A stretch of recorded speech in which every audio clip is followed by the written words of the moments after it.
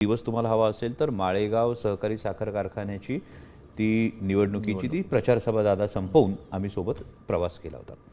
या ज्या सगळ्या गोष्टी आहेत त्यामुळे या ज्या टप्पे घडलेले आहेत, या ज्या 14 बैठका झालेल्या आहेत त्यातल्या 11 वेळा या जयंत पाटील साहेबांच्या घरी बैठका झाल्या वगैरे ही सगळी वस्तुस्थिती आहे। म्हणजे आत्ता रोहित पवार म्हटले विलीनीकरण झाल्यानंतर तुम्ही प्रदेशाध्यक्ष होणार होता, काय ठरलं होतं?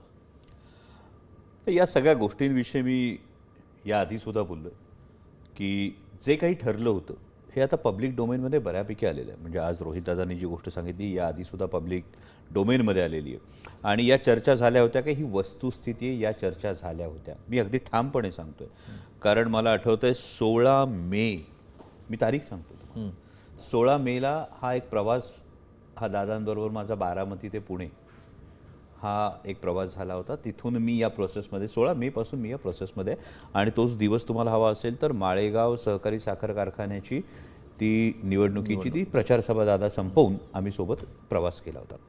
या ज्या सगळ्या गोष्टी आहेत त्यामुळे या ज्या टप्पे घडलेले आहेत, या ज्या 14 बैठका झालेल्या आहेत त्यातल्या 11 वेळा या जयंत पाटील साहेबांच्या घरी बैठका झाल्या वगैरे ही सगळी वस्तुस्थिती आहे। पण महत्त्वाची गोष्ट ही आहे जे कालही आमच्या नेत्या आदरणीय सुप्रियाताईंनी सांगितलं, ज्यांच्याशी चर्चा केली दुर्दैवानं आज ते आपल्यात नाहीत।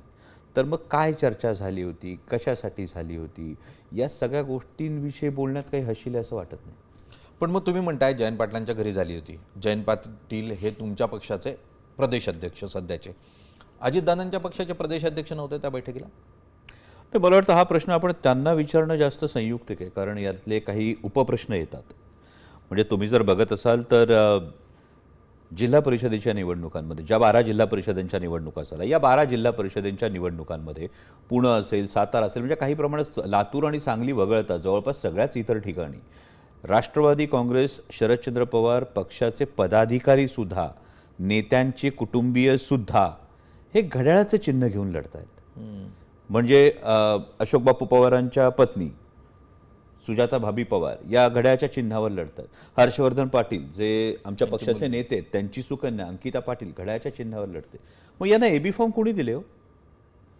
जर असे प्रदेशाध्यक्ष कुठले म्हणत असतील की आम्हाला कल्पना नाही तर त्यांनी याचंही उत्तर द्यावं ना।